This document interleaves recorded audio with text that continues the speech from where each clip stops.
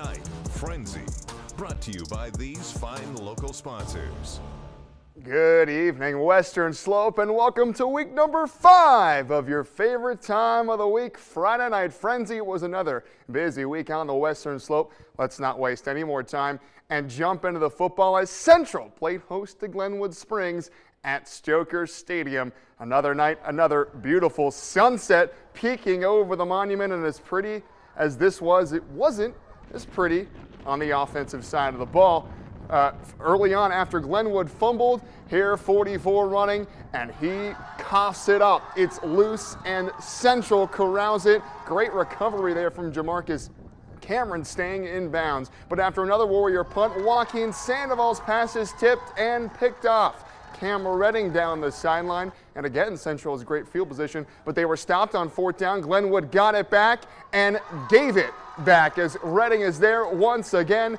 Back-to-back drives with a pick for the electrifying senior corner and receiver. And this time, finally, Central punches it in. So Glenwood turned it over on all of their first 4 drives. And on their 4th drive, Central gets on the board. 7-0 ensuing kickoff. River Westcott boots it away. And Mason Markovich returns it at the 15, and he's looking to avenge that fumble, bursting right through the sea of red on defense and off to the races. It's an 85-yard kick return to the house. Glenwood went for 2 and got it. They go up 8-7. Central with it now. Kane Thornton rolling opposite side, flings it to Jordan Lewangen Pollard, and he only needs one hand. What a grab. Later in the drive, Thornton flings it here to Redding, and Redding has the move, slipping by defenders and all the way down inside the 25. A few plays later, Kane Thornton, he punches it in from 1 yard out, and Central goes up 14-8. Check this out, ensuing kickoff. River Westcott sort of squibs it. It bounces at the 10, and folks, that's a live football. Markovich just doesn't want to pick it up, and it's an easy fumble recovery for Central.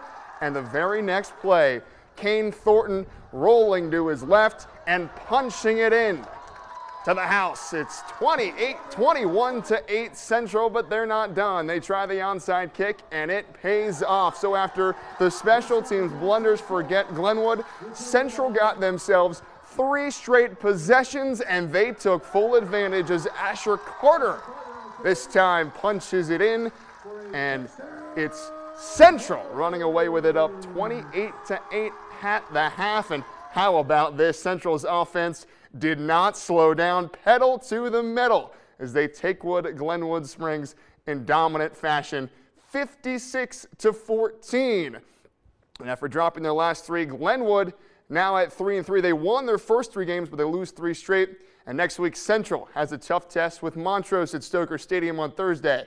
And Glenwood Springs, they are going to be down in Durango. And down in Delta, the undefeated Panthers took on the winless Wildcats of Academy. Delta in green, Academy in white. Delta with the opening kickoff.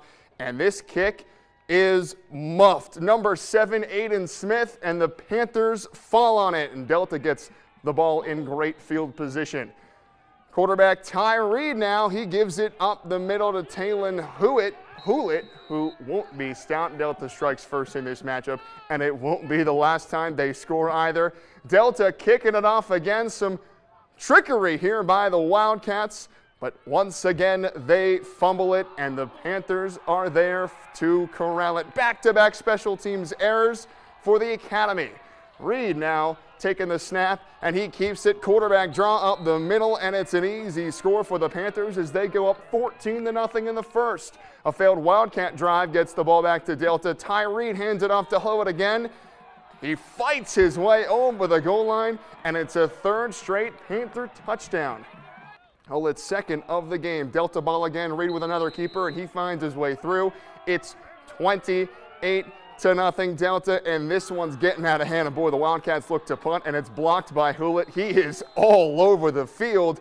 Ball gets back to Delta, and guess what they do? They get it in again. Barreling in is Giovanni Romero, and boy, Delta goes up 35-0 in just the first quarter, and it was clobbering time as Delta shut out the Academy 48-0 in a game that really could have been much worse for the Wildcats. And the Panthers certainly look like they're in the driver's seat for another state championship berth. They play Pagosa Springs on the road next week. And from last night, Grand Junction fell over in Aurora, Colorado, as they fall to 1-4 on the season. But how about FRUITA tonight on the road over 4 hours away in Longwood, and the Wildcats took it to the Bears with a huge offensive performance. Amari Wilson with 3 rushing touchdowns in this one. They put up 50 on the road against Bear Creek. Another tough one tonight for the Bulldogs, though, of Palisade. They hung in there for a while, but they fall to the Demons, 27-12. Boy, Palisade has had such a tough schedule for this one, but they will host winless Evergreen on Friday. And in a big battle between the Beats and the Bears, it was the Bears who came away with the victory in this one, 28-14, as they get to 3-1.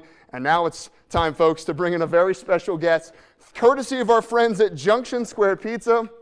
Here it is, folks. Our very own sponsor got us, hooked us up with some delicious pizza. I mean, this stuff is good. We just can't beat it.